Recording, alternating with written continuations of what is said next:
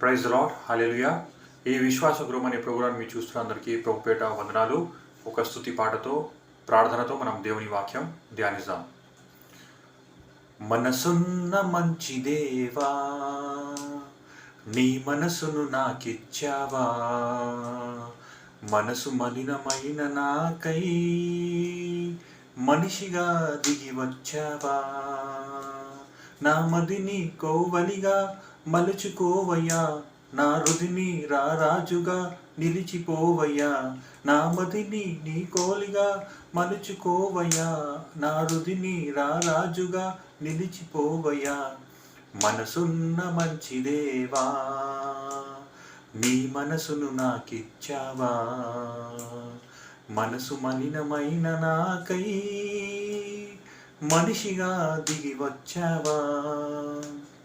హృదయము వ్యాధితో నిండిన కపట కేంద్రము, దానిని గ్రహించుట ఎవరి సాధ్యము. హృదయము వ్యాధితో నిండిన కపట కేంద్రము, దానిని గ్రహించుట ఎవరి సాధ్యము.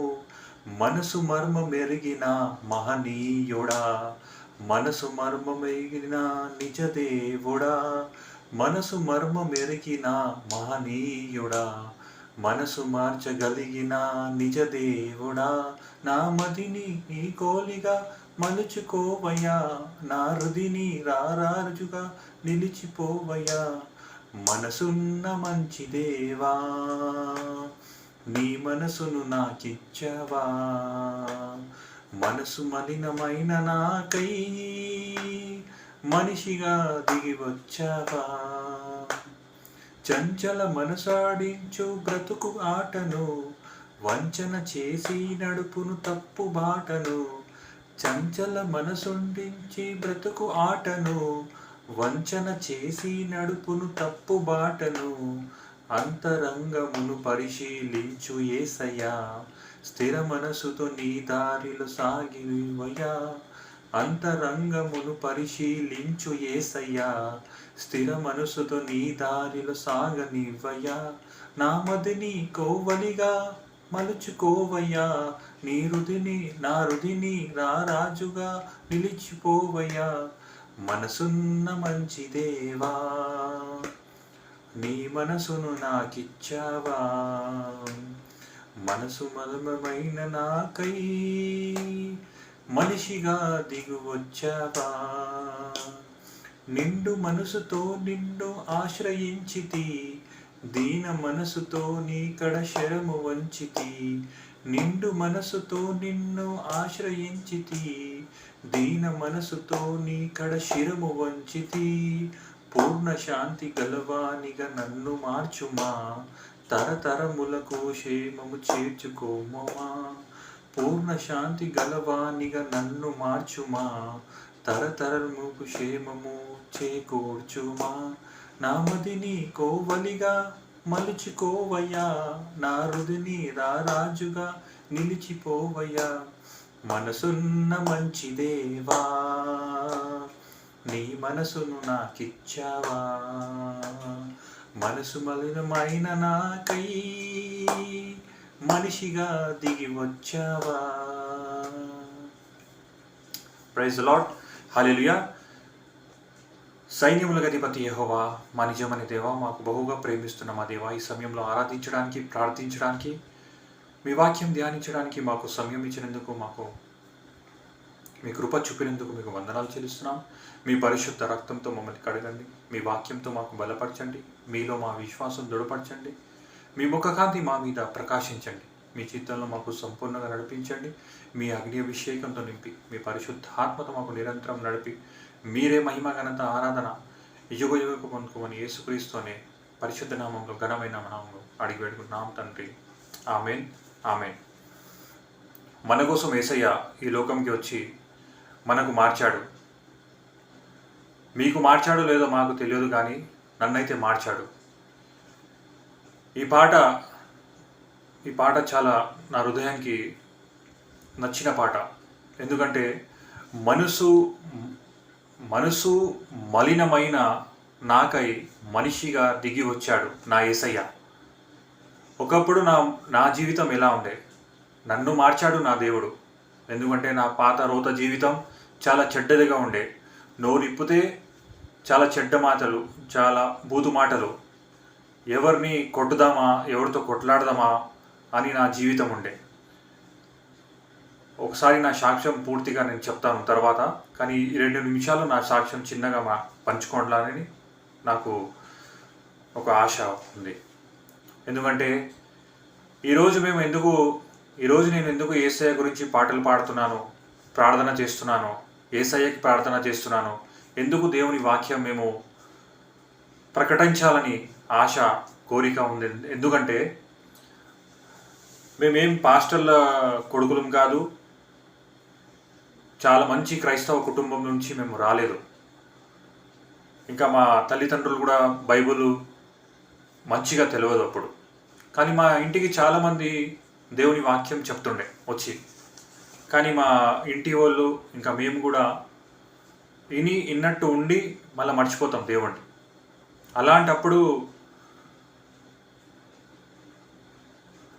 అలాంటి చెడ్డ వ్యక్తిని నా గురించి చెప్తున్నా. ఇలాంటి చెడ్డ వ్యక్తిని యేసయ్య ఎలా మార్చాడో మీకు 2 నిమిషాల్లో నేను చెప్తాను. నా జీవితం ఎలా ఉండే అంటే, నా చుట్టూ నా అంటే ఫ్రెండ్స్ ఉండే చాలామంది. నేను బంధుమిత్రులని ఎప్పుడు బంధువులని, రక్త సంబంధులని నమ్మేవాడిని కాదు. నేను చాలా నమ్మేవాడిని ఎవరినంటే నా స్నేహితులను. ప్రాణం కూడా పెట్టే స్థితిలో నేను ఉండేవాడిని. స్నేహితులు అంటే అంత ప్రాణం ఉండే. మన స్నేహితుల గురించి ఏమైనా చేస్తుండే నేను. మా స్నేహితులు ఎలా ఉండే అంటే, ఎప్పుడు రాత్రికి ఎప్పుడైనా పిలిచినా తాగడానికి వచ్చేస్తుండే. నా డ్యూటీ ఎలా ఉండే అంటే, ఒక 5 స్టార్ హోటల్లో, పెద్ద హోటల్లో అందరికీ మందు సర్వీస్ చేయడం, ఎలా మందులు కలపాలి ఆ ట్రైనింగ్ తీసుకున్న వ్యక్తిని నేను. అలాంటి వ్యక్తిని ఇలా మార్చాడు దేవుడు. స్తుతి పాటలు పాడాలంటే పరిశుద్ధాత్మ దేవుడు ఉండాలి. కొంతమంది పాటలు ఎలా పాడతారు మనకు అనవసరం కానీ నా దేవుడు ఎలా నేర్పించాడు పాటలు, ఎందుకు నేర్పించాడు పాటలు అంటే, అలాంటి గొప్ప కార్యం నాకు చేశాడు దేవుడు. అలాంటి మూర్ఖి జీవితం నుండి నాకు లేవనెత్తాడు దేవుడు. నా కోసం మరణించాడు, తిరిగి లేచాడు, మళ్ళీ వాగ్దానం చేశాడు, చాలా వాగ్దానాలు చేశాడు, అది నెరవేరుస్తాయి. అలాంటి వ్యక్తిని మార్చాడు అని దేవుడు ఈ చిన్న సాక్ష్యం మీతో చెప్తాను. తర్వాత నా వేరే వీడియోలో పూర్తిగా నా సాక్ష్యం మీతో చెప్పాలని నాకు కోరిక ఉంది. ఇప్పుడు సమయం సరిపోదు కాబట్టి ఇప్పుడు మన మధ్యలో సిస్టర్ సారా గారు ఉన్నారు. ఆమె దేవుని వాక్యం చెప్పగా మనం శ్రద్ధగా దేవుని వాక్యం విని మన జీవితాలను మార్చుకుందాం. యేసు ప్రభులో, పరిశుద్ధతలో, పరిశుద్ధాత్మలో మనం నడుస్తాం. ఎందుకంటే దినములు చెడ్డవి. అందుకోసం మన సమయం వ్యర్థం చేసుకుంటా దేవుని వాక్యంలో సీరియస్గా ఉండి మనం వాక్యం విని మన జీవితాలను, ఇంకా మన పిల్లలను ఎలా ప్రార్థించాలో వాళ్ళకు నేర్పిస్తాం. ఇంకా వాక్యం ఏం చెప్తుందో వాళ్ళకు బోధిస్తాం. Praise the lord. ఆమేన్.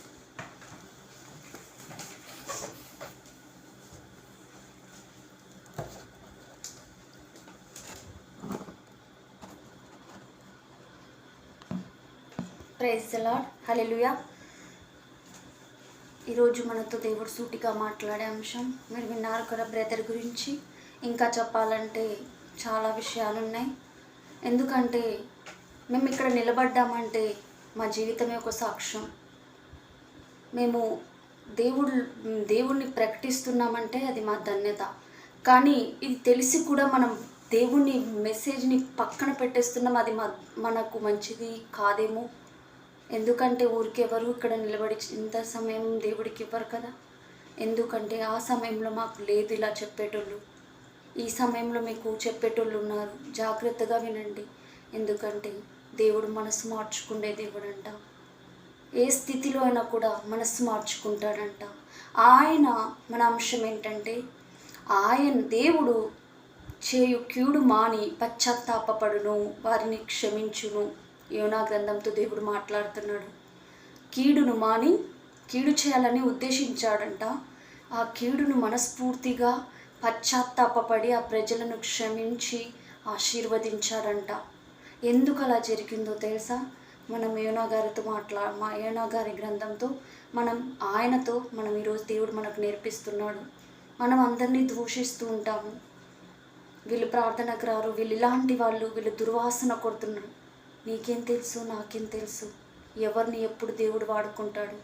ఏమో అలాంటి బిడ్డే దేవుడికి కావాలేమో. ఇంకా చెప్పాలంటే చాలా మాటలు మీతో మాట్లాడడానికి మాకుంది. కానీ మీరు ఈ ఛానల్ చూస్తున్నారో లేదో నాకు తెలియదు. చూస్తుంటే విని మీకు విశ్వాసం కలగాలని మేము మాట్లాడుతున్నాం. మీరందరూ సపోర్ట్ చేస్తున్నందుకు వందనాలు. ఇంకా మీకు కొత్త వీడియోస్ కావాలంటే బెల్ బటన్ వత్తండి. మీకు మేము చేసే ప్రతి ఒక్క వీడియో మీకు వస్తుంది. ప్రార్థన చేసుకుందాం. పరిశుద్ధుడా పరిశుద్ధుడా పరిశుద్ధుడా, ప్రేమ కలిగిన దేవా, సర్వోన్నతుడా, ఈ సమయంలో నువ్వు చాలా మంచిగా మాట్లాడావు నాయన. అవును తండ్రి, జీవితంలో ఎన్నో ప్రయాణాలు తర్వాత నీ సన్నిధిలో చేరగలుగుతాం నాయన. విశ్వాసం ద్వారా దేవుడికి ఇష్టలని చెప్తారు నాయన. ఆ విశ్వాసం రావాలంటే చాలా కష్టంగా పడాల్సింది వస్తుంది నాయన. ఆ కష్టరీతిగా నువ్వు నడిపిస్తావు నాయన. అది మేము అలసటగా తీసుకోకుండా ఆ పయనంలో ముందుకు సాగే సహాయం చేయండి నాయన. ఇదిగో యోనా గారు అలాంటి అలసట, అలాంటి కోపము, అలాంటిది ఎలాంటి వారిని దూషించాడో, మరి ఏం జరిగిందో నువ్వు సూటిగా మాతో మాట్లాడుతున్నావు నాయన. మేము ఎలా ఉండాలో మాకు నేర్పిస్తున్నావు తండ్రి. అందుని బట్టి కృతజ్ఞత నాయన. ఇదిగో తండ్రి, ఎన్నో రోజుల నుంచి మాకు ఆశీర్వాదం లేదు, అద్భుతాలు లేవు, మా జీవితాలు ఇలాగే ఉన్నాయి, మురికి పట్టే ఉన్నాయని ఎందరైతే అనుకుంటున్నారో వారందరికీ దేవుడు గొప్ప కార్యాలు చేయబోతున్నాడు నాయన. ఇదిగో తండ్రి, సమయంలో ప్రార్థన అంగీకరించినందుకు వందనాలయ. ఏ స్నామంలో స్నామం తండ్రి. ఆమేన్ ఆమేన్. యోనా గ్రంథం మనము 1 నుంచి 4 అధ్యాయాలు ఉన్నాయి. ఈ 4 అధ్యాయాలు మీకు కొంచెం నేను చదువుతాను. చదివి తర్వాత దాని గురించి మీకు చెప్తాను. మీకు తీరిక ఉంటే, దేవుడి మీద ఏమాత్రం ప్రేమ ఉంటే ఇది చదువుకోండి. అప్పుడు నిజం మీకు తెలుస్తుంది. ఏమండి? యోనా గ్రంథం 3వ అధ్యాయం 1 నుంచి చదువుదాం. ప్రత్యక్షమై ఇలాగు సెలవిచ్చెను. యెహోవా వాక్కు అమితమైన కుమారుడైన యోనాకు ప్రత్యక్షమై ఇలాగు సెలవిచ్చెను. నీవే అనే పట్టణస్థులు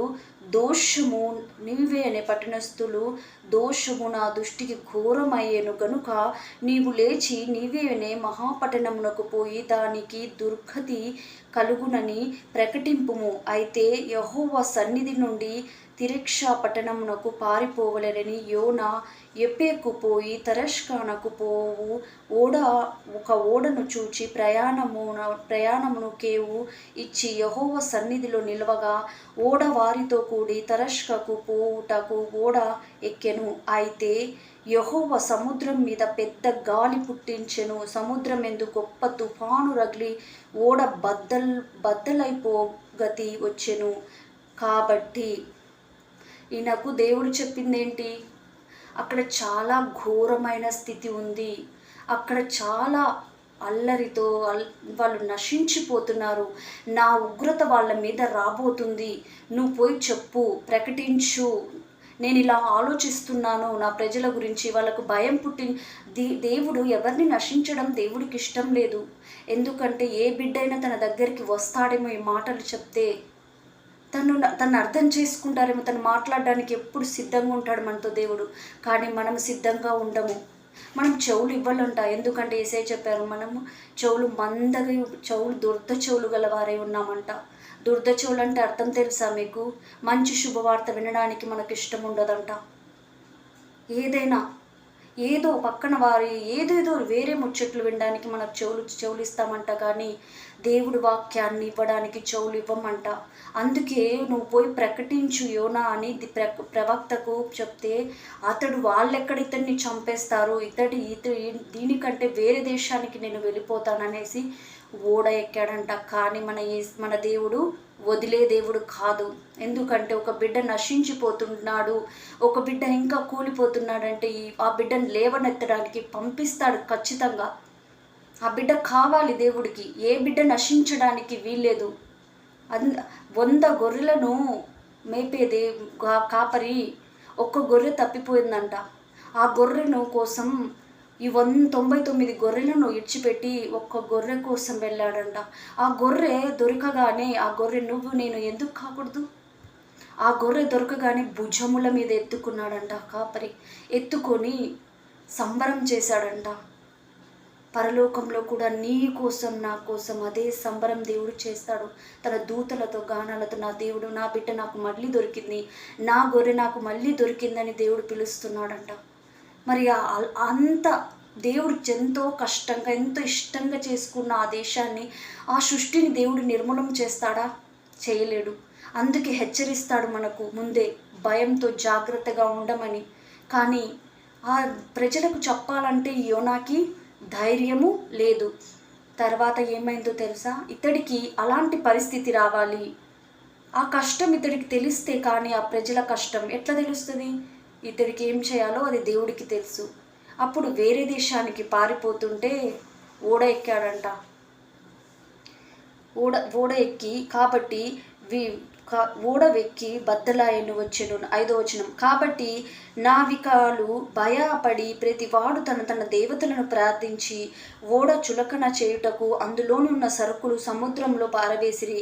అప్పటికి యోనా ఓడ దిగభాగమునకు పడుకొని గాఢ నిద్రపోయి ఉండెను. అప్పుడు ఓడ నాయకుడు అతని ఎద్దకు వచ్చి, ఓయ్ నిద్రపోతా, నీకేమి వచ్చినది? లేచి నీ దేవుడిని ప్రార్థించుమను, చావకుండా ఆ దేవుడు మన యందు కనికరించునేమో అనెను. అంతలో ఓడవారు, ఎవనిని బట్టి ఇంత కీడు మనకు సంభవించినది? ఇంతే కీడు కదా ఆ పట్టణంలో జరుగుతుంది, ఆ ప్రదేశంలో జరుగుతుంది. నువ్వు ఇక్కడ సుఖంగా నిద్రపోతావా? నీకు బాధ్యత లేదా? నా మాట మీద నీకు విలువ లేదా? మాట మీద, దేవుడి మాట మీద మనకు విలువ, భయం ఉండాలి. దేవుడి మాటను అలకాంగా చేసుకోకూడదు. అది వాక్యమైన ప్రతి ఒక్క వాక్యమే దేవుడి మాట. నీ వాక్యమే నన్ను బ్రతికించును, నా బాధల్లో నెమ్మది కలిగించును. దేవుడి మాటకు అలకాంగా తీసుకుంటే ఇలాగే జరుగుద్ది. మరి నిన్ను చేసిన దేవుడు చంపుతాడా? నిన్ను వాళ్ళ చేతిలో నీకు ఇస్తాడా? మరి ఏది నీ విశ్వాసం? నీ నమ్మకం ఏంది? అపనమ్మకం? ఆ భయం ఎందుకు నీకు? ఎందుకు చెప్పాలి వాళ్ళకు పోయి నేను ఎందుకు చావాలి అనేసి? చేస్తే దేవుడి చేతిలోనే అనుకున్నాడు. కానీ ఇతడికి తెలుసు దేవుడు ఏదో ఒక దేవుడి గురించి ఇతడికి తెలియదా? ఎలాగైనా ఇతడిని నష్టం జరుగుద్దని దేవుడికి, ఇతడికి యోనాకి తెలుసు. అప్పుడు చీట్లు వేసిండ్రంట. వేస్తే యోనా పేరు వచ్చిందంట. అప్పుడు ఏమన్నాడో తెలుసా? ఈ కీడు ఎవరి వల్ల వచ్చింది, ఇది ఎవరు తప్పు చేశారని వాళ్ళందరూ అనుకున్నారంట. అప్పుడు ఏమన్నా తెలుసా? నేనే ఇది చేసిన, నా వల్లే ఇది వచ్చింది, నా దేవుడు ఇది చేసింది, ఎత్తి నాకు సముద్రంలో ఇసిరిపారేయండి అన్నాడంట. అప్పుడు మీరు బ్రతుకుతారనేసి. అప్పుడు ఏం జరిగిందో తెలుసా? అప్పుడు వాళ్ళు విసిరి ఎప్పుడైతే పారేశారో ఆ ఓడ అన్ని ఈ దోషం మా మీద ఉండకుండా ఇది నీ దేవుడికి నీకే సంబంధం అనేసి విసిరి కొట్టేసరికి త్రిముళ్ళం పెద్ద చేప నోట్లో పడిపోయాడంట. 3 దినములు. ఆ కష్టం ఎందుకు వచ్చింది? ముందే దేవుడి మాట విని వెళ్ళి ఉంటే. దేవుడి మాటకి నిర్లక్ష్యం చేయకూడదు ఎవరైనా కూడా. దేవుడు ఒక మాట చెప్పాడంటే నువ్వు నమ్మకపోతే ఎట్లా? ఆయన మనకు చేస్తాడన్నప్పుడు నమ్మాలి. ఆయన తప్పకుండా మన పట్ల కార్యాలు చేసేవాడు. మనసు మార్చుకునే దేవుడంట. నువ్వు ప్రలాపించి ఆయన దగ్గరికి వెళ్ళి, దేవా నాకు ఇది కావాలని నువ్వు అడుగు. నువ్వు రోత జీవితమే, పాడు జీవితమే, కానీ పడిపోయిన వారిని లేవనెత్తే దేవుడు. శిథిలమైన జీవితాలను పదిలముగా భద్రపరిచే దేవుడు ఆయన. మరి యోనాకంట 3 రాత్రులు 3 పగులు ఉంటాయా, నేను మళ్ళీ నీ పని చేస్తాను, నీ మాట వింటాను, నన్ను బ్రతికించని ఎప్పుడైతే మళ్ళీ మొరపెట్టాడో 2వ అధ్యాయంలో ఉంది. అప్పుడు మళ్ళీ నేను అక్కడికి వెళ్తానన్నాడంట, ఒప్పుకున్నాడంట. ఎప్పుడు? దెబ్బలు తగిలినప్పుడు ఒప్పుకున్నాడంట. ఎందుకో తెలుసా అంత పెద్ద శిక్ష ఆయనకు? చచ్చే అంత శిక్ష, త్రిమింగళం నోట్లోకి వెళ్ళాల్సిన శిక్ష. దేవుడు మాటను తిరస్కరించినందుకు, దేవుడు చెప్పిన పని చెయ్యనందుకు. ఇప్పుడు మీకు ఆయన పని చేయమని ఏం చెప్పట్లేదే. ఆయన మాట విని ఆయన ఆజ్ఞలు గైకొనండి అని దేవుడు ప్రేమతో చెప్తున్నాడే. ఈ లోకం చాలా విచిత్రంగా ఉంది, వాళ్ళలాగా మీరు కావద్దు. దేనికోసం నీ ప్రయాణం? మనకు అన్నీ ఇచ్చేది మన దేవుడే అని దేవుడు ఇక్కడ సెలవిస్తున్నాడు. 2వ అధ్యాయంలోకి ప్రార్థించాడంటే ఏమని? ఆ ముత్యము కడుపులో నుండి యోన యెహోవాకు ఇలాగూ ప్రార్థించెను. నేను ఉపద్రవంలో ఉండి యెహోవాకు మనవి చేయగా ఆయన నాకు ప్రత్యుత్తరం ఇచ్చెను. పాతాళ గర్భములో నుండి నేను కేకలు వేయగా నీవు నా ప్రార్థన అంగీకరించి ఉన్నావు. నీవు నన్ను అగాధమైన సముద్ర గర్భంలో పడవేసి ఉన్నావు. ప్రవాహము నన్ను చుట్టుకొని ఉన్నవి. నీ తరంగములు నీ కరువులు నీళ్లు నన్ను కప్పి ఉన్నవి. నీ సన్నిధి నుండి నేను వెలివేయబడి తిని నీ పరిశుద్ధ ఆలయము తట్టు మరలా చూచుకుంటుని. ప్రాణమంతా వచ్చినంత జలములు నన్ను చుట్టుకొనున్నవి. సముద్రంలో నన్ను ఆవరించి ఉన్నది.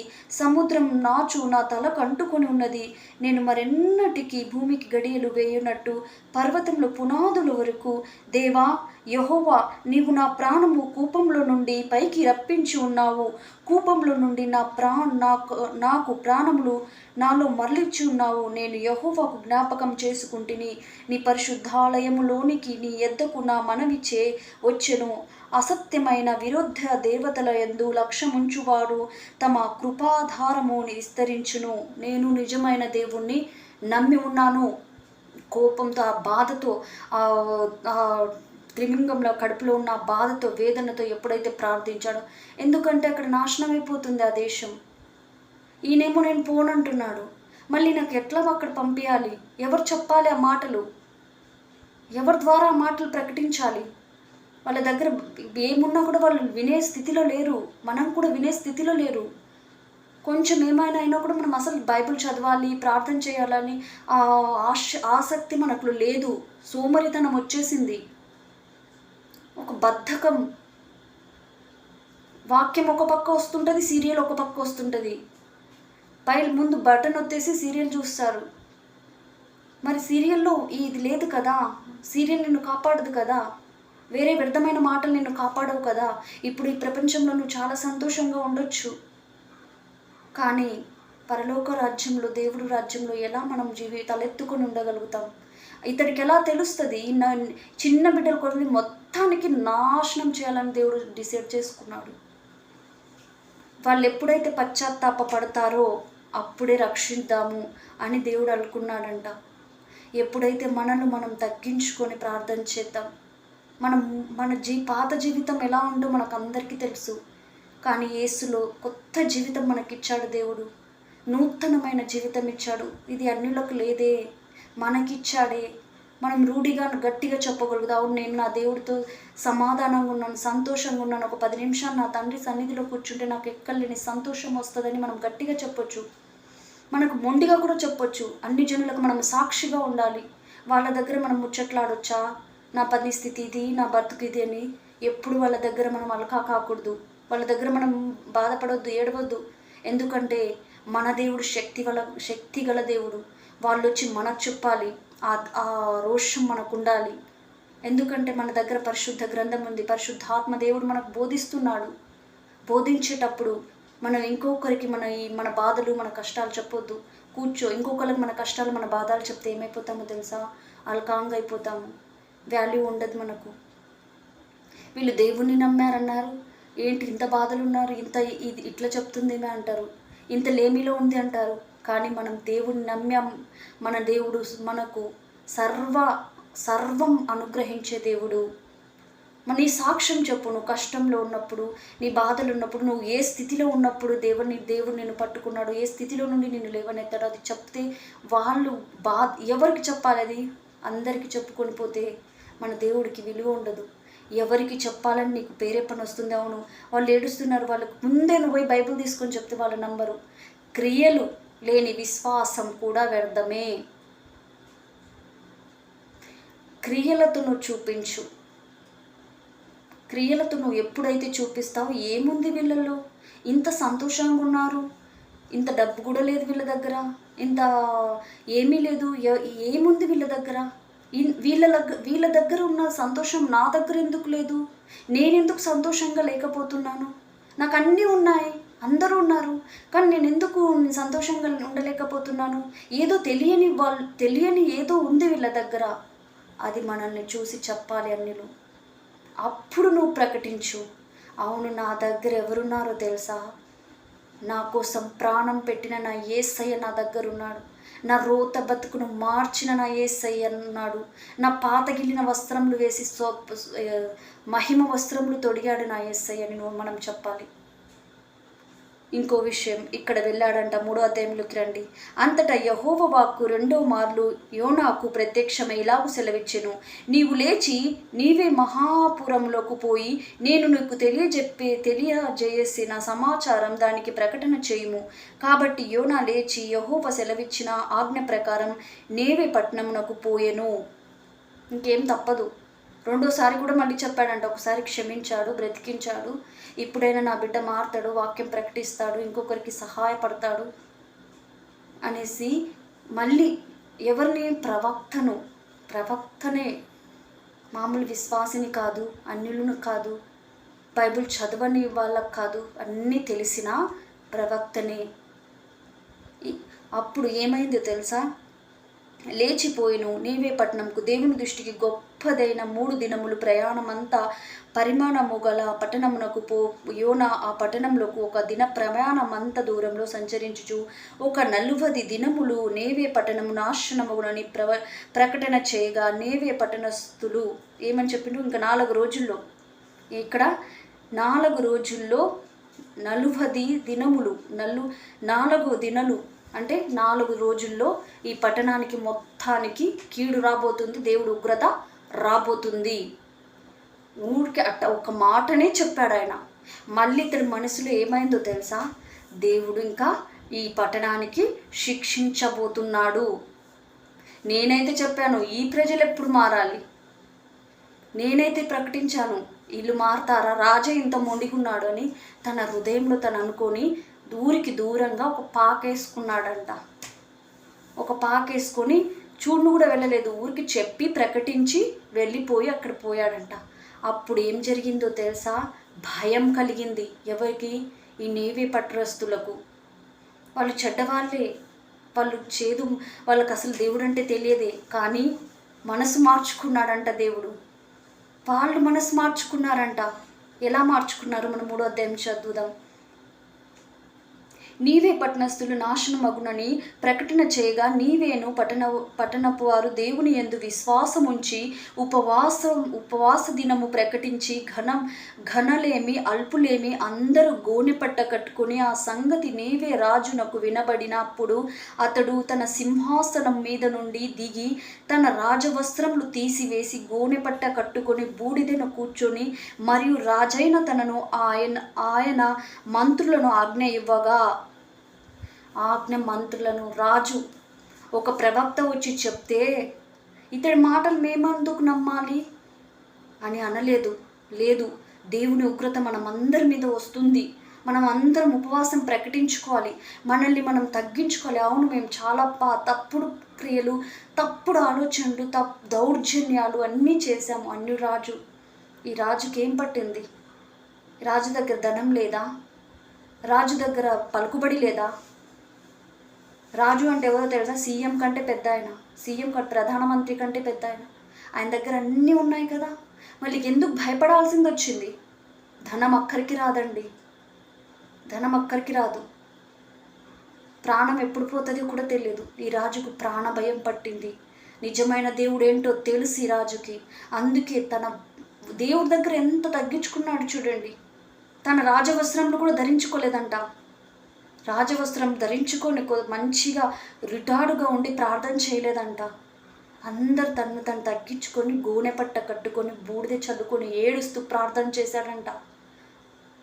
మంత్రులకు అందరికీ ఆజ్ఞించాడంట రాజు.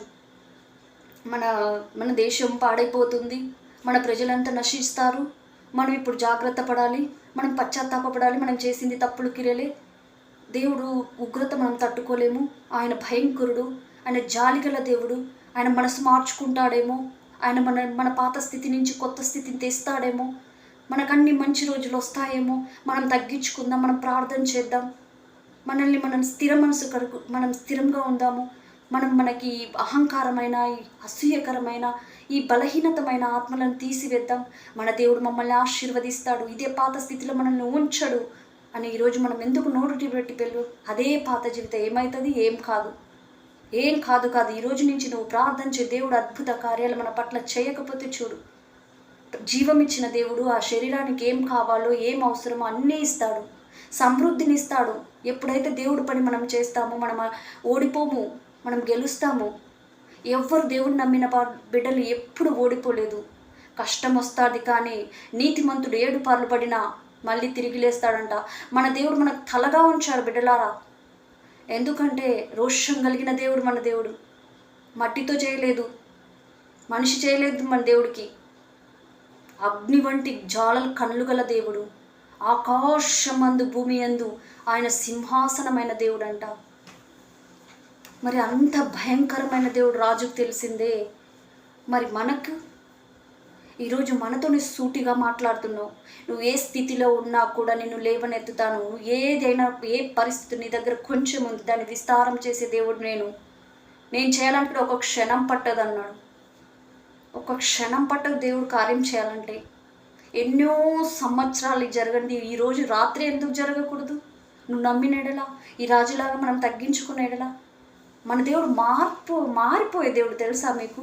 కరిగిపోయే దేవుడు, పిలిస్తే పలికే దేవుడు, ఉరుకుతో వచ్చిన మమ్మల్ని ఆదరించే దేవుడు, తల్లి మర్చిన నేను నిన్ను మరవనన్న దేవుడు, ఆయన చేతిలో చెక్కుకునే దేవుడు. మళ్ళీ నువ్వు పిలిస్తే ఉరుకుతరాడా? ఇంత భయంకరమైన నెబియపట్నం తగ్గించుకొని ఏడుస్తుంటే ఎలా దేవుడు దిగి వచ్చాడు, పశ్చాత్తాపడ్డాడు. ఈరోజు మనతో కూడా దేవుడు ఉన్నాడు. మనం బ్రతికి ఉన్నాం, మనకు సమృద్ధి తెలుసా మీకు? ఈ వాక్యం వింటున్నారు మీరందరికీ సమృద్ధి ఉందని నేను నమ్ముతున్నాను. ఎందుకంటే నా దేవుడు నాకు మాట్లాడాడు. ఎవరైతే ఈ వాక్యాన్ని వింటున్నారో అక్కడ తప్పకుండా సమృద్ధి ఉందనేసి. ఎందుకంటే ఆ మాటల్లో ధైర్యం ఉంది. జీవ ఊటలు వాళ్ళ హృదయంలో పొంగుతున్నప్పుడు మన బీదరికమైనను, మన బలహీనతనైనను, మన రోగమైనను, మన వేదనైనను, వేరే వాళ్ళు మనకి పెట్టే శాపనాలను ఏవి మనకు ముట్టవు. పరిశుద్ధంగా మనం ఉంటాము, పవిత్రంగా ఉంటాము. సామ్యూయేలు దగ్గర ఏలి కుమారులు చాలా దౌర్భాగ్య స్థితిలో ఉన్నారంట, ప్రవక్త బిడ్డలు. సామ్యూయేలు ఎవరో తెలుసా?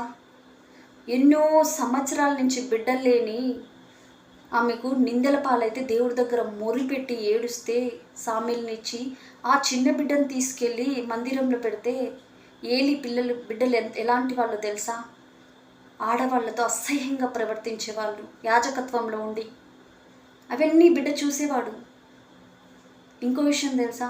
పచ్చిగానే మాంసం తినేవారంట, దేవుడు కర్పియకుండానే దోచుకునేవారంట, దేవుడికి చెడ్డ కార్యాలు చేసేవారంట దేవుడి దృష్టికి.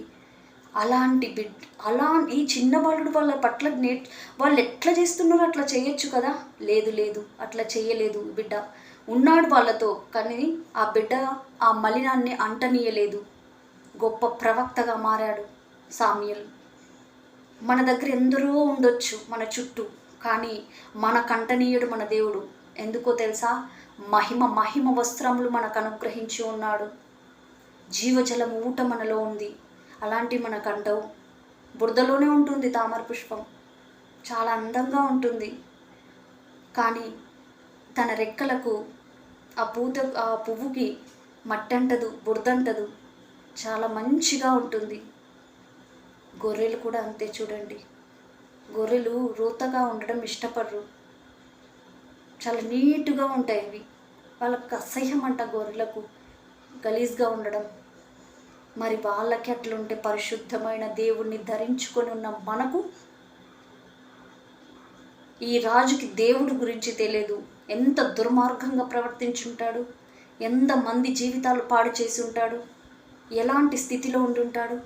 కానీ ఒక్కటి తను అనుకున్నాడంట, అమ్మో ఈ దేవుడు చాలా భయంకరుడు, ఆయన ఎంత ప్రేమ కలిగిన దేవుడు, మమ్మల్ని తప్పకుండా క్షమిస్తాడు, మమ్మల్ని తప్పకుండా కార్యాలు జరిగిస్తాడు, తప్పకుండా మా ప్రజలను రక్షిస్తాడని తన ప్రజల పక్షంగా ఒక రాజు నిలబడి ప్రార్థన చేశాడంట. నువ్వు క్రిస్టియన్వై వేషాలు వేస్తావా? తప్పు కదూ. ఎక్కడికంటే అక్కడికి వెళ్తావా? తప్పు కదూ. దేవుడు లెక్క చూడడా? ఏం రాజు దగ్గర డబ్బు లేదా? ఒక్కసారి ఆలోచించు. రాజు దగ్గర డబ్బు ఉంది, ఏమైనా చేయొచ్చు రాజు. కానీ దేవుడి దగ్గర నుంచి తప్పించుకోలేడంట. దేవుడి దగ్గర నుంచి తప్పించుకోలేకపోయాడంట రాజు. మరి మనమెంత? రాజే తప్పించుకోలేకపోయాడు. పెద్ద పెద్ద ప్రవక్తలే దేవుడి దగ్గర నుంచి తప్పించుకోలేకపోయారు. మనం ఏ పాటి వారం? మనకంత శక్తి ఉందా? ధనం అక్కడికి రాదు. ధనమున్నా ఎవరు చూడరు, అది కూడా జ్ఞాపకం చేసుకో. ధనమున్నా నా దగ్గర ఇంత అమౌంట్ ఉంటే నాకు ఎవరైనా చూస్తారేమో అనుకున్నావు, కానీ అది పొరపాటు. ధనాన్ని ప్రేమించే మనుషులు మనకొద్దు. నిజముగా నిన్ను ప్రేమించే మనుషుల కోసం ఎతుకు. అది నిన్ను ప్రేమించేవారు ఎవరో తెలుసా? మన యేసయ్య నీ కోసం నా కోసం ప్రాణం పెట్టాడు. ఆయన. ఇక్కడ ఏముంది? 7వ వచనానికి రండి. యోనా 3వ అధ్యాయం 7వ వచనం. మరియు రాజైన తనను ఆయన మంత్రులను ఆజ్ఞ ఇవ్వగా, ఒకవేళ దేవుడు మనస్సు తిప్పుకొని పశ్చాత్తాపపడి మనము లయమొక్కకుండా తన కోపాగ్ని చల్లార్చుకును గనుక మనుషులు ఏదియు పుచ్చుకొనక కూడదు. పశువులు గాని ఎద్దులు గాని గొర్రెలు గాని మేత మేయకూడదు, నీళ్లు త్రాగకూడదు. మనుషులందరూ తమ దుర్మార్గము నుండి విడిచి తాము చేయు బలాత్కారములు మానివేయవలెను. మనుషులేమి పశువులేమి సమస్తములు గోనెపట్ట కట్టుకొనవలెను. జనులు మనస్పూర్వకముగా దేవుని వేడుకొనవలెను. ఇంకా తన దేవుడు మనల్ని క్షమిస్తాడు, ప్రేమిస్తాడు, మనకు రావాల్సింది వస్తుంది. ఏ ఆటంకం లేకుండా మనము జాగ్రత్త పడదాము. తొందరగా చెప్పు, అందరికీ చెప్పు. వాళ్ళు చేస్తున్న చెడ్డ పనులు మానుకోమని, వాళ్ళు చేస్తున్న చెడు కార్యాలు, దుర్మార్గ పనులు మానుకొని వాళ్ళు మనస్ఫూర్తిగా దేవుని వైపు మల్లమను. పశువులకు అందరికీ ప్రకటించాలంట, ఏమి పుచ్చుకొనకూడదనేసి. ఎవరు? యోనా కాదు ప్రకటించింది. యోనా ఏం చెప్పిపోయాడు? మీ దేవుడు ఉగ్రత మీ మీదికి ఎట్లా వస్తుంది, మీరు ఇప్పుడిగిన మనసు మార్చుకోకపోతే, దేవుడిని ప్రార్థించకపోతే అని చెప్పి వెళ్ళిపోయాడు. కానీ ఈ పశ్చాత్తాపం ఎవరిలో వచ్చింది? దుర్మార్గుడైన రాజులో, దుర్మార్గులైన ఈ ప్రజల్లో వచ్చింది. అది మనలో రావాలి. మనం చెప్పే వరకే ఉంది, కార్యం చేసేది మనమే, మన చేతుల్లోనే. ఇప్పుడు ఈ వాక్యం మనలో సూటిగా గుచ్చుకుంటుంది. ఎందుకంటే ప్రతి వాక్యం మధురమే. దేవుని మాటలు మన శరీరాన్ని, మన హృదయానికి తగలాలి, మనల్ని మనం మార్చుకోవడానికి తగలాలి. అంతేకాని వ్యర్థమైన వాటి గురించి మనం ఆలోచించకూడదు. ఈ పరిచర్య దేవుడు మనకు అనుగ్రహించింది. దేవుడి మాటలు పలకమన్నది. ఇక్కడ ఏమైంది? అందరూ తను మనస్ఫూర్తిగా దేవుడి వైపు మళ్ళారంట. ఇంతమంది దేవుడి వైపు మళ్ళితే దేవుడు ఊరుకుంటారా? ఒక్క బిడ్డ మళ్ళినా కూడా ఆయన ఊరుకోడు. సంతోషం ఆయన బిడ్డలు ఆయనతో మాట్లాడాలని. నువ్వు ఎన్ని మాటలు మాట్లాడుతాడో అంతకంటే ఎక్కువ మాటలు నీతో మాట్లాడాలని ఆశ కలిగి ఉంటుంది దేవుడికి. కానీ మనం ఊరికే మాట్లాడేదే అయిపోతుంది, కానీ దేవుడి మాట మనం వినం. ఆయన మాట మన చెవులు పడేసరికి మనం లేచిపోతాం. ఎందుకంటే వాక్యం కొంచెం కఠినంగా గాయమైనైతే ఆ వాక్యమే మనం చూడం. ఈ వాక్యం చూస్తే కదా నీలో మార్పు వచ్చేది, నాలోకి నీలో మార్పు వచ్చేది. వాక్యమే చూడకపోతే ఇంకెందుకు మనము? అందుకే ఇక్కడంట ప్రజలందరూ పిల్లలు, పెద్దలు, పక్షులు, జంతువులు కూడా ఏం పుచ్చుకోలేదంట. చూడండి ఎంత కఠినమైన ఉపవాసం ఉన్నారో, ఎంత కఠినంగా దేవుణ్ణి ప్రార్థిస్తున్నాడు. నిన్న ఎంత కఠినంగా రాత్రి అంతా యాకోబు పెనుగులాడాడు. ఈరోజు ఎంత కఠినంగా ఈ ప్రజలంతా కూడుకొని ఎలా ప్రార్థిస్తున్నారు. అలా మనం ప్రార్థిస్తున్నామా? కనీసం హృదయపూర్వకంగా అయినా దేవుడిని పిలుస్తున్నామా? నువ్వు పిలిచి చూడు, దేవుడు కార్యాలు చేయకపోతే చూడు. దేవుడు గుప్పిలిప్పే దేవుడు, బిగపెట్టే దేవుడు కాదు. తన బిడ్డలను శపించే దేవుడు కాదు దేవుడు. వాళ్ళలో కొంచెం భయం పుట్టాలి, వాళ్ళు మలుపుకొని నా వైపు తిప్పుకోవాలి, నన్ను ఆకర్షించేలాగా నేను వారితో ముచ్చటించాలి, నేను వారితో కలిసి ఉండాలని ఇలా చిన్న చిన్న పరీక్షలు పెడతాడే. కానీ మిమ్మల్ని ఇబ్బంది పెట్టి సంతోషించే దేవుడు మన దేవుడు కాదు. అలా సంతోషించే దేవుడు అయితే తన కుమారుణ్ణి పంపి మన కోసం బలిగా చేయడు. ఎట్లయినా ఆయన దగ్గరికి మనం చేరాలని ఆయన కోరుకుంటున్నాడు. మరి మనము ఎవరి దగ్గరికి చేరాలని కోరుకుంటున్నాం? మనకేం కావాలైనా దేవుడు ఇస్తాడు. కానీ మనస్ఫూర్తిగా ఆయన వైపు మళ్ళుకోవాలంట. ఈ ప్రజలు అంత పాపంలో అంత క్రోధంలో ఉన్నప్పుడు కూడా మనస్ఫూర్తిగా మళ్ళుకున్నారంట. అప్పుడు ఏమైందో తెలుసా? చూడండి 10వ వచనం. నేవే పట్టణము చాటించిన ప్రకటన చేసిరి. ఈ నేవే వారు తమ చెడు నడతలను మానుకొనగా వారు చేయుచున్న క్రియలను చెడు నడతలు మానుకున్నారంట. ఇంకా మళ్ళీ వాటి జోలికి పోలేదు. చెడు నడతలన్నీ మానుకున్నారంట.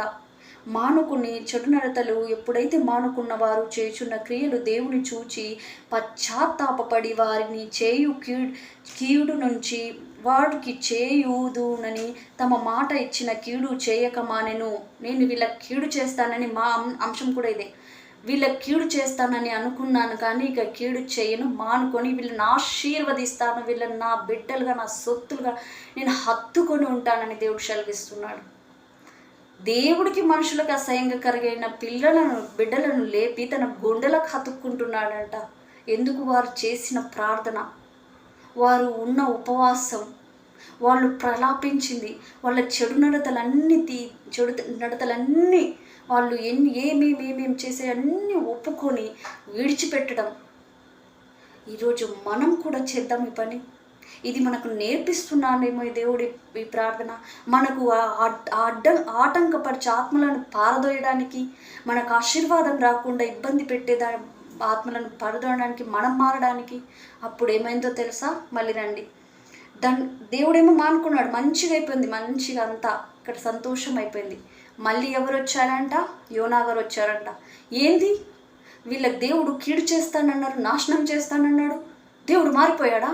మారిపోయే దేవుడే మన దేవుడు.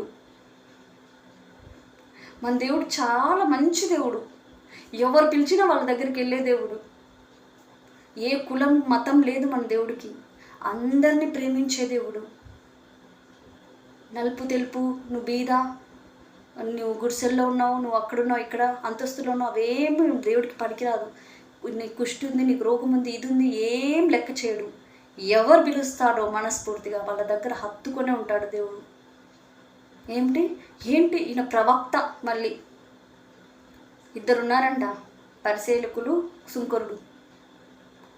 ఇద్దరిలో ఈ పరిసేలకుడు అంటున్నాడంట, అయ్యా నేను నీకు దశభాగం ఇస్తున్నాను, ఎప్పుడు నీకు నా ఉపవాసాలు ఉంటున్నాను, ప్రార్థనలు చేస్తున్నాను, ఇత్తడి వలె నేను లేను, ఈ సుంకరి వలె నేను లేను, నువ్వు ఇంకెంత చేసి ఏం ప్రయోజనం, అతడితో నువ్వెందుకు పిలుచుకుంటున్నావు, నీకు అవసరం అది కదా. అప్పుడు ఆ సుంకరేమన్నాడో తెలుసా? మనసు మార్చుకున్నాడు. చూడండి ఇక్కడే దేవుడు. ఇతడేమో అలా ప్రార్థించాడు, ఈ సుంకరేమన్నాడు తెలుసా? అయ్యా నీ సన్నిధిలో రావడానికి కూడా నాకు అర్హత లేదు, నా కన్నులెత్తి చూసే అర్హత కూడా లేదు. కన్నులు కింద దింపి ఆయనకి ఇట్లా ఆకాశం వైపు ఎత్తడానికి కూడా ముఖం చెల్లక నేలకు ముఖం వేసి, అయ్యా కన్నులెత్తి అర్హత కూడా నాకు లేదయ్యా, నన్ను క్షమించయ్యా అన్నాడంట. ఇద్దరిలో ఎవరికి వెళ్ళి మారిపోయాడు తెలుసా దేవుడు? ఆ సుంకరి వైపే మారిపోయాడు. ఎప్పుడు ప్రార్థన చేయలేదు, అందరినీ తిట్టేవాడు, అందరినీ కొట్టేవాడు, అందరినీ బుద్ధి మాటలు కానీ ఇతడు పరిశుద్ధుడు, దేవుడు మాటలు మాట్లాడేవాడు, దశమ భాగాలు ఇచ్చేవాడు. కానీ మారిపోతాడు దేవుడు. ఎక్కడ మారిపోయాడు? సుంకరు దగ్గరికి మారిపోయాడంట. అట్లే యోనా వచ్చి చెప్తున్నాడు దేవుడి దగ్గరికి. యోనా పోయిందంట, ఈ ప్రజలు ఏం చేస్తున్నారు, దేవుడు నిజంగానే తన ఉగ్రత తీర్చుకున్నాడా, వీళ్ళకి ఇలాగే జరగాలని యోనా ఆ పట్టణానికి వచ్చాడంట. అక్కడ ఏం జరిగిందో తెలుసా? సంతోషం, సమాధానం, ప్రేమ, అందరిలో ప్రేమ వచ్చిందంట. దుర్మార్గ కట్లను దేవుడు విప్పదీశాడంట. అందులో పరిశుద్ధాత్మ కుమ్మరింపబడిందంట. అపోస్తుల గ్రంథం 2వ అధ్యాయంలో కూడా 2వ అధ్యాయంలో ఉంది, ఎప్పుడైతే అన్ని భాషలు మాట్లాడుతూ అందరూ ఒక గదిలో కూడుకున్నప్పుడు పరిశుద్ధాత్మ దేవుడు అగ్ని జ్వాలల వలె అన్ని భాషలతో రగిలాడంట. ఆ ప్రజల మధ్య కూడా అలాగ రగులుతుందంట దేవుడి మంట. మనలో రగులుతుందా అలాంటి దేవుడి మంట? హెక్కోనమర శికాలర శిఖాత్నసి రగులుతుందా మనలో దేవుడి మంట? అట్లా మంట పుడుతుంటే నాకు మండిపోయిందంట. దేవుడు ఈయన దేవుడు మనసు మార్చుకున్నాడు, అంత చెడ్డ వాళ్ళని మార్చాడు, అంత చెడ్డ వాళ్ళని కూడా బ్రతికించాడు, ఇంకా నేను ఊరుకోనని దేవుడి మీద అలిగాడంట.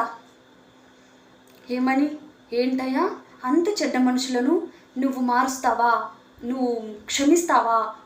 వాళ్ళు ఎలాంటి వాళ్ళు నీకు తెలుసా? వాళ్ళను నువ్వు క్షమించావా అని దేవుడి మీద అలిగాడంట. అప్పుడు దేవుడు ఏమన్నా, ఈయన ఉండే చోట ఒక చిన్న సొరపు చెట్టు పుట్టించాడంట దేవుడే. ఈయన నాటలేదు, ఈయన ఏం చేయలేదు, ఆయన ఉండడానికి ఊరికే. కానీ దానికి మళ్ళీ పురుగు కూడా పెట్టారంట దేవుడు, ఈయన కళ్ళు తెరవడానికి. పురుగు తెట్టి 3 రోజులే అది ఎండిపోయిందంట. ఎండిపోతే అప్పుడు దేవుడు ఏమంటున్నాడు తెలుసా? అప్పుడు ఆ చెట్టును చూసేసరికి నాకు చాలా బాధేసిందంట ఎండిపోయేసరికి. అప్పుడు దేవుడు ఏమంటున్నాడో తెలుసా? నువ్వు నాటలేదు, చేయలేదు, 3 రోజులు సొరచెట్టు కోసమే, 3 రోజులు సొరచెట్టు కోసమే నువ్వు అంతగా ప్రయాసపడ్డావే. ఇక్కడ నేను ఎంతమందిని చేసుకున్నాను? 140,000 కంటే ఎక్కువై కూడి ఉన్న ఎడల వారిని జనులను బహు పశువులను గల నేవే మహాపట్టణము విషయమై నేను విచారణ పడనా? ఇంత ప్రజలను నేను చేసినప్పుడు నేను వీరి కోసం బాధపడనా? వీరిని క్షమించిన, వీరు నా సొత్తు, నా ప్రజలు అన్నాడంట. మనతో దేవుడు మాట్లాడింది మనం విన్నాం కదా, అర్థం చేసుకున్నాం కదా. మన దేవుడు ఎప్పుడైనా మారిపోయే దేవుడు అంట మన దేవుడు. మనం నిజంగా మొరపెడితే మనం ఈ బీద స్థితిలో, ఈ బలహీనత స్థితిలో, ఈ ఏదైతే మనకు ఇబ్బందికరమైన స్థితి ఉందో అందులో నుంచి మనం ఉండమంట. బలమైన బిడ్డలుగా మనం ఉంటామంట. ప్రార్థన చేసుకుందాం. పరిశుద్ధుడా పరిశుద్ధుడా ప్రేమ కలిగిన దేవా, నీకే మహిమ ఘనత ప్రభావం రాజా. ఈ దినం ఇచ్చినందుకు వందనాలైనా. ఇదిగో తండ్రి, నేవే పట్టణస్థులకు నువ్వు ఎట్లా మార్చావు తండ్రి, నీ ప్రేమతో నీ అగ్నితో రగిలించావు నాయనా. ఎవరైతే ఈ బిడ్డలు చూస్తున్నారో, యూట్యూబ్ ఛానల్ బిడ్డలు, మరి మమ్మల్ని కూడా నీ ప్రేమతో, నీ జ్వాలతో మమ్మల్ని రగిలించండి నాయన. మమ్మల్ని తలగా ఉంచండి ప్రభువా. ఇదిగో తండ్రి, బలహీన స్థితిలో బలపరచు దేవుడని అన్నావు తండ్రి. పిలిస్తే పలికే దేవుడవన్నావు తండ్రి. ఏ బిడ్డలైతే నేను పిలుస్తున్నారో వారికి సమీపంగా ఉండుము నాయన. ఇదిగో తండ్రి, ఛానల్స్ మళ్ళీ సపోర్ట్ చేస్తున్న ప్రతి బిడ్డను దీవించండి నాయన. ఇగో మేము చేస్తున్న కార్యాలన్నిటినీ సఫలపరచండి నాయన. ఏ బిడ్డ దరిద్రంగా బీదగా ఉండడం నీకు ఇష్టం లేదు నాయన. అందరు సమృద్ధిగా ఉండునుగాక నాయన. మా దేశం సమృద్ధితో సంతోషంగా ఉండునుగాక రాజా. ఇదిగో తండ్రి, సమస్త ప్రజలకు నీ చేతికి అప్పగిస్తున్నాము తండ్రి. నీవే చూచుకునే దేవుడివి నాయన. అందరికీ సమాధానం, సంతోషం ఇవ్వండి, మంచి ఆరోగ్యాలు దయచేయండి ప్రభువా. ఈ సమయంలో ప్రార్థన అంగీకరించినందుకు వందనాలయ. యేసు నామములో స్నామం తండ్రి. ఆమేన్, ఆమేన్, ఆమేన్. పరలోకముందున్న మా యొక్క తండ్రి, మీ నామం పరిశుద్ధపరచబడునుగాక, మీ రాజ్యం వచ్చునుగాక, పరలోకంలో మీ చిత్తం నెరవేరినట్టు భూమి యందు మా యందు నెరవేరునుగాక. మా అనుదిన ఆహారం మాకు దయచేయండి. మా రుణస్తులను మేము క్షమించినట్టు మా రుణములు మీరు క్షమించండి. మాకు శోధనలోకి తేక దుష్టు నుంచి తప్పించండి. ఎందుకనగా రాజ్యం, మహిమ, బలము నీదైంది మా తండ్రి. ఈ సమయంలో ప్రార్థన అంగీకరించినందుకు వందనాలయ. యేసు నామములో శ్రామ్ తండ్రి. Amen, amen, amen. Praise the lord. దేవుడు మనందరినీ నిండార్లు దీవించునుగాక. నిత్యం సంతోషంగా ఆశీర్వాదకరంగా మనం ఉండునుగాక. ఆమేన్. God bless you.